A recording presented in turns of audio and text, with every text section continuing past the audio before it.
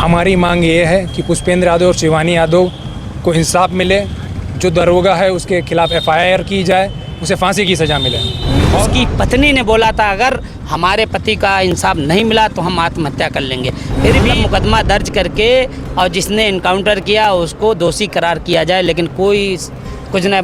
आखिरी में वो बेचारी परेशान होकर उसने कल आत्महत्या कर ली। क्या बताना चाह रहा हूँ, आज भी सीमा पर 50% यादव देश की रक्षा कर रहा है, लेकिन यादव देशभक्त नहीं है। केवल हमारी मांग पुष्पेंद्र यादव के साथ नहीं, हर उस दलित पिछड़े के साथ है जिसके साथ नाइंसाफ़ी हुई, फेक एनकाउंटर किए गए। पर मसला ये है कि हमारे लोगों के साथ हमेशा भेदभाव होता है। ये चाहता है अगर उस समय पे न्याय मिल गया तो आज वो जिंदा होती महिला। यादव होते तो इसीलिए तो नहीं उस पर हुआ एक्शन। हम यादव हैं, हमेशा लड़ेंगे, सबके लिए लड़ेंगे, अपने लिए भी लड़ेंगे।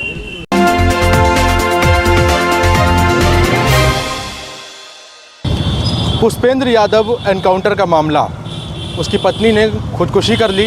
कन्नौज में कुछ युवा हैं यहाँ पर एकत्रित हुए हैं। किस मामले को लेकर आप लोग एकत्रित हुए हैं, क्या है मांग? हमारी मांग ये है कि पुष्पेंद्र यादव और शिवानी यादव को इंसाफ मिले।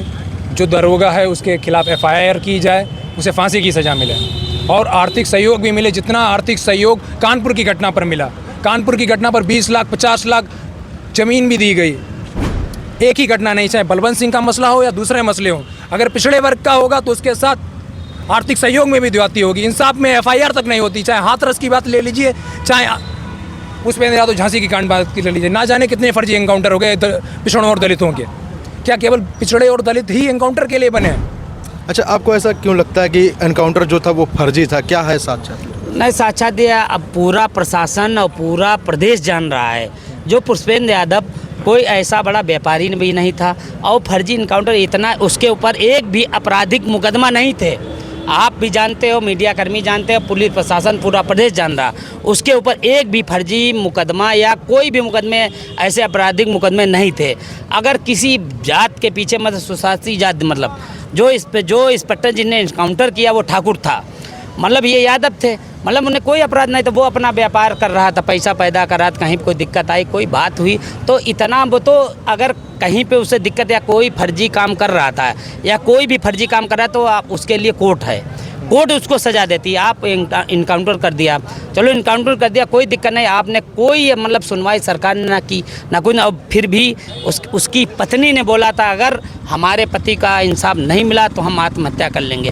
फिर भी प्रशासन शासन ने कोई मतलब उसके ऊपर कोई ध्यान नहीं दिया, ना कोई उन्हें मतलब कहीं पे कोई न्याय नहीं मिला। सुप्रीम कोर्ट, हाई कोर्ट के आदेश थे, हाई कोर्ट के आदेश थे कि मतलब मुकदमा दर्ज करके और जिसने इनकाउंटर किया उसको दोषी करार किया जाए, लेकिन कोई कुछ नहीं। आखिरी में वो बेचारी परेशान होकर उसने कल आत्महत्या कर ली। क्या आप लोग को ऐसा लग रहा है क्या ये सब जातिगत देख के किया जा रहा है, जातियों को देख के किया जा रहा है? हाँ बिल्कुल, जो इस समय जो भाजपा सरकार की जो न्याय नीति है वो जाति के आधार पर है। मुझे लगता है शायद यादवों को तो बिल्कुल ऐसे मानो कि मतलब देशभक्त या इस श्रेणी में लाया ही नहीं जाता। तो फिर और लगातार आपको पता होना चाहिए कि हर नहीं तो यादव देशभक्त क्यों नहीं होते? वो भी तो देश में रह रहे हैं। अब वही बताना चाह रहा हूँ, चाहे आज भी सीमा पर 50% यादव देश की रक्षा कर रहा है, लेकिन यादव देशभक्त नहीं है। क्योंकि यादव सबके लिए लड़ाई लड़ता है। ये लोग चाहते हैं कि लोग गरीब हो, अशिक्षित हो, जिससे कि ना सवाल कर सके, ना लड़ाई लड़ सके, ना जो है सरकार के अगेंस्ट कभी खड़े हो सके। अच्छा, जैसा कि देख पा रहे हैं आप हाथ में तस्वीर लिए हुए हैं, पुष्पेंद्र यादव उनकी पत्नी की तस्वीर है जहाँ तक ये। क्या मांग कर रहे हैं आप?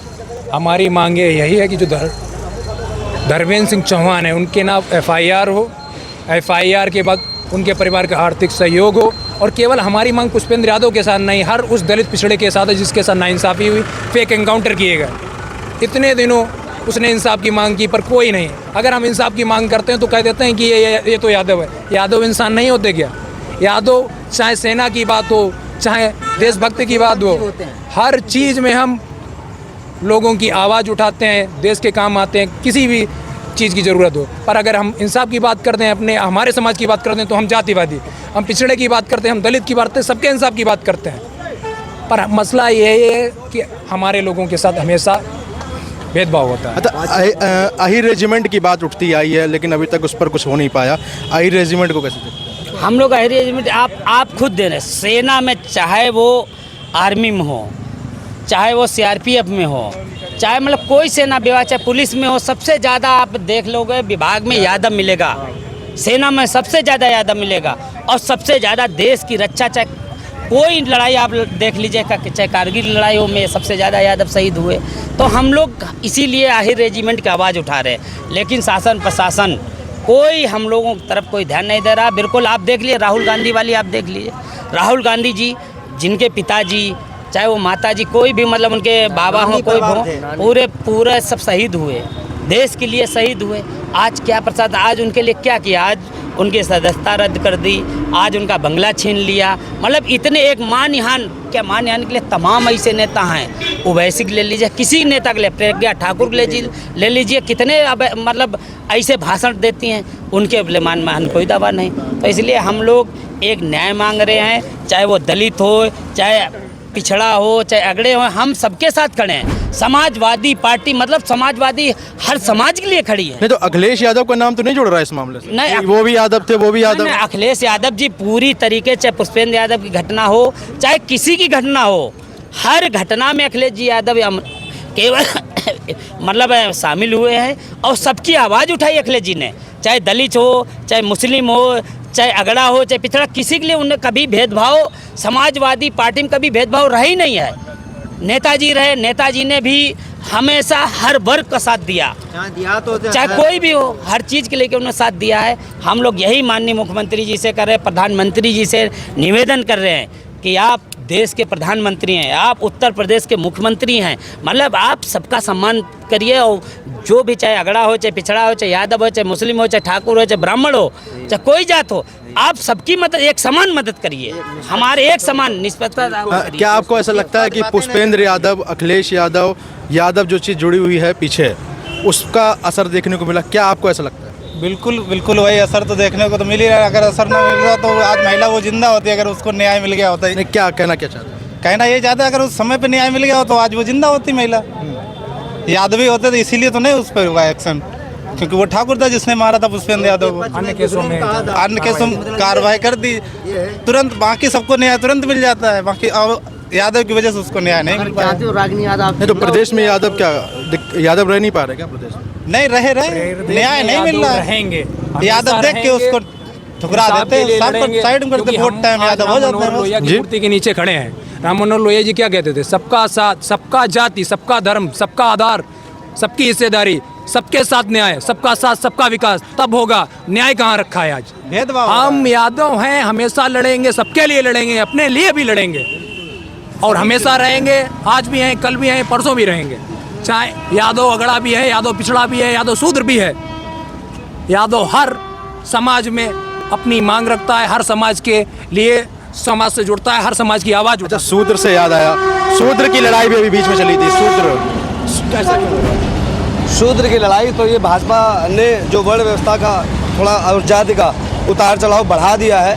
इससे पहले मैं देखता था, शायद मैं भी राजनीति में भी 10-12-15 सालों से जुड़ा हूँ, कभी हमने द्वेष की राजनीति देश में नहीं देखी है। द्वेष की राजनीति इसीलिए हुई है कि जातिगत जो न्याय की व्यवस्था बना दी गई है, पुलिस खुद न्याय कर रही है, न्यायालय का जो है न्याय का काम खत्म हो चुका है, तत्काल न्याय होता है, सिर्फ जाति को देखकर न्याय होने लगा। इसलिए सब शूद्र अगड़ा पिछड़ा और सभी बनता चला जा रहा है। देखिए बिल्कुल ये युवा थे और कन्नौज में जी आप देख रहे थे अभी अड़ंगापुर में एक मर्डर हुआ, दिन दहाड़े मर्डर हुआ जी। आपको भी मालूम, 4:15 बजे घटना, दिन दहाड़े गोली मारी गई। उसके कुछ पहले समय नरुइया में साग की घटना हुई, मर्डर हुआ, वहाँ यादवों को मकान गिरा दिया गया। वहाँ मंत्री आ रहे हैं भाजपा के, पूरी आर्थिक मदद कर रहे हैं, ठीक है। आज अड़ंगापुर में मर्डर हो गया है। आज क्या कोई किसी भाजपा सरकार के किसी ने कोई एक्शन लिया है? कोई ने एक्शन लिया? आप बताइए, आप किसी ने एक्शन लिया है? हम लोग दर दर भटक रहे हैं, पुलिस प्रशासन हमारी कुछ सुन नहीं रही, इसलिए हम यादव तो उनके यहाँ तो मंत्री इसलिए आए ना कि वो प्रधान का मामला था। नहीं, प्रधान का मामला, अच्छा ये कोई ये आम आदमी ये भी था, ये कोई राजनीतिक भी नहीं था, आम नागरिक था। वो तो कोई पदाधिकारी या कोई राजनीतिक तो था नहीं, वो तो पूर्व प्रधान भी था, बस भाजपा था।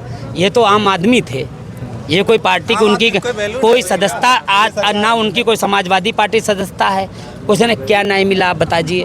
मतलब दिन दहाड़े इनकाउंटर कर दिया गया। आज पुलिस प्रशासन या शासन प्रशासन ने कोई एक टिप्पणी करी कि दिन दहाड़े हत्या हुई है, क्यों हत्या हुई, कैसे हत्या हुई, इस पे संज्ञान किसी अधिकारी या माननीय मुख्यमंत्री या किसी मंत्री या यहाँ के कन्नौज कोई मंत्री कोई ने कोई ध्यान दिया या किसी ने कोई संज्ञान लिया। हम लोग आज एसपी साहब से जा रहे, आज हम आईजी कानपुर से जा रहे, देख रहे कोई गिरफ्तारी, केवल 2 गिरफ्तारी हो गई, उसके बाद कोई गिरफ्तारी नहीं हो रही। हम लोग दर दर भटक रहे। भाई वो भी निर्दोष मारा गया।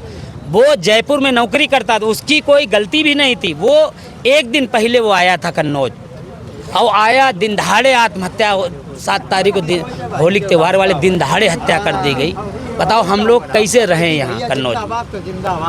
अगर हम लोग कुछ आवाज़ उठाते तो कुछ लोग नेता ऐसे हैं कि फर्जी मुकदमा तुम जेल भेज दिए जा रहे। हम जेल हम काट चुके हैं और जेल भेजना होगा, जेल भेज दोगे, जेल चले जाएंगे। अगर फांसी देना होगा तो फांसी दो, उस पर भी हम चढ़ जाएंगे हम। लेकिन न्याय के खिलाफ, अन्याय के खिलाफ हमेशा आवाज़ उठाएंगे। और नैम सिंह ने हमने हमेशा अन्याय के खिलाफ आवाज़ उठाई है। आवाज़ हम फिर यही है कि किसी भी जाति को देखकर न्याय ना किया जाए कि यादव ने मारा है, कि उसने मारा है, किसने मारा है। इंसान ने, एक इंसान चला गया किसी के परिवार का, इस दृष्टि से उसको सज़ा मिले।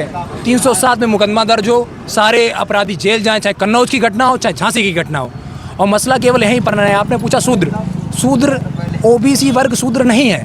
ओबीसी वर्ग हमेशा किसान कमेरा वर्ग रहा है। हम लोग प्रगति के उपासक रहे हैं। हम लोगों को शूद्र बना दिया गया है। एक तो शूद्र हमेशा से रहे, हम लोगों को शूद्र की संज्ञा दी गई। किसके द्वारा दी गई? समानतावादी लोगों के द्वारा दी गई। हम कभी किसी के खिलाफ नहीं रहे। आप पढ़ लीजिए राम मनोहर लोहिया को, आप पढ़ लीजिए स्वामी विवेकानंद को। उन्होंने ब्राह्मणवाद का विरोध किया, ब्राह्मणों का विरोध नहीं किया। जो उनकी समानतावादी सोच है उनका उसका विरोध करते हैं, किसी इंसान का नहीं, किसी जाति का नहीं। स्वामी प्रसाद मौर्य का भी वो आया था एक बयान, और रामचरितमानस में चौपाइयों को लेकर उन्होंने कहा था। जी, हम पूरी रामचरितमानस के खिलाफ नहीं है। शायद उसके कुछ अंग गलत हो सकते हैं, जिनकी परिभाषाएं गलत हो सकती हैं। अब मोहन भागवत जी ने भी कहा कि रामचरितमानस में कुछ अंदर बाहर कर दिया गया या ये वो कर दिया गया।